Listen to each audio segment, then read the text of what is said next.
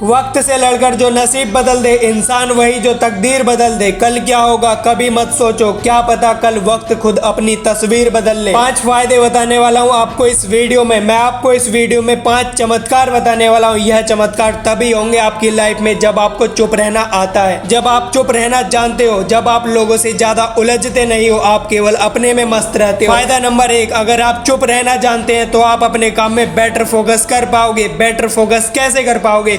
जितना ज्यादा आप बोलोगे ना, उतनी ज्यादा आपकी एनर्जी वेस्ट होगी, और जितनी ज्यादा आपकी एनर्जी वेस्ट होगी उतना ही कम आप अपने काम पर फोकस कर पाओगे, आप ज्यादा गलतियां करोगे। लेकिन वहीं पर अगर आप कम बोलते हो, आप चुप रहते हो, लोगों के सामने आसानी से अपना मुंह नहीं खोलते हो, आप में एनर्जी मेंटेन रहेगी, आपके अंदर बेहतर डिसीजन लेने की पावर होगी, अपने आप को इंप्रूव करने की इंटेलिजेंस होगी, यानी कि आप एक टोटल इंटेलिजेंस आदमी बन जाओगे। अगर चुप रहने से कोई इंटेलिजेंस बनता है ना, तो उसे चुप रहना चाहिए। चुप रहने का मतलब ये नहीं है कि अपने आप को रूम में बंद कर लिया, बल्कि चुप रहने का मतलब यह है कि चुप रहकर अपने सपनों पर काम किया जाए, अपनी मेहनत पे काम किया जाए, अपने आप को मेहनत में लगाया जाए, अपने आप को सपनों के पीछे लगाया जाए, जो सपना आपकी जिंदगी में जरूरी है। चुप रहने का दूसरा फायदा, सुनने और समझने की इफिशिएंसी में सुधार आता है। सुनना क्या होता है? सुनते तो हम वैसे भी हैं, सुनने में कौन सा जोर आता है, लेकिन सुनना और ठीक से सुनना दोनों में फर्क होता है। कई बार ऐसी बातें होती हैं जो सामने वाला आपको बताना चाहता है,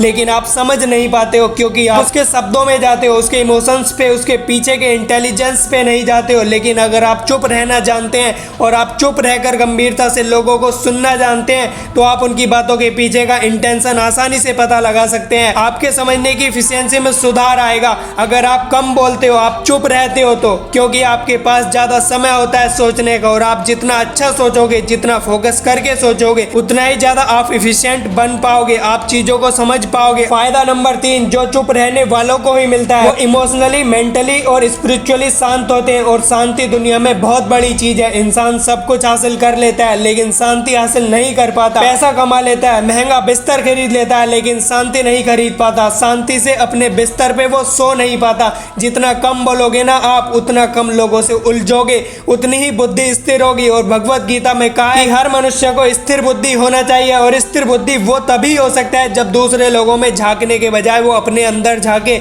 अपने आप से बात करने की कोशिश करे, ना कि इस दुनिया से। दुनिया भले ही तुम्हें चुप बोले कि ये तो चुप रहने वाला है, इसको बात करना नहीं आता, इस समय आपके दिमाग में ऐसे बहुत सारे विचार चलते रहते हैं, अपने आप से जुड़े रहते हो, अपने आप से बातें करते रहते हो। इसको बोलते हैं इमोशनली, मेंटली और स्पिरिचुअली शांत रहना। फायदा नंबर 4, जो आपको तभी मिलेगा जब आप चुप रहते हो, जब आप चुप रहना जानते हैं, सामने वाला आपको सुनेगा, बिकॉज आप कम ही बोलते हो। चुप रहने से ये फायदा होगा कि आप जब भी बोलोगे ना, तब आपको सामने वाला सुनना चाहेगा। क्यों सुनना चाहेगा? क्योंकि आप बहुत कम बोलते हो। आपने देखा होगा कि आपके आसपास के बहुत सारे लोग होंगे जो हर वक्त कुछ ना कुछ बोलते रहते हैं, बकवास करते रहते हैं। आप जब भी बोलोगे ना, आपकी बात सुनी जाएगी, आपकी बात की वैल्यू रखी जाएगी, आपकी बात को माना जाएगा। नहीं बोलने में इतनी ताकत होती है जितना आप बोल करके किसी को नहीं समझा सकते।